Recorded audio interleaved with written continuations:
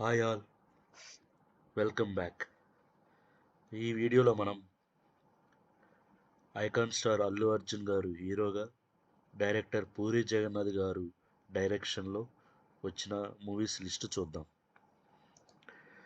పూరి జగన్నాథ్ గారి డైరెక్షన్లో అల్లు అర్జున్ గారు హీరోగా చేసిన చిత్రం ఫస్ట్ చిత్రం దేశముదురు. ఈ సినిమా 12th జనవరి 2007లో రిలీజ్ అయింది.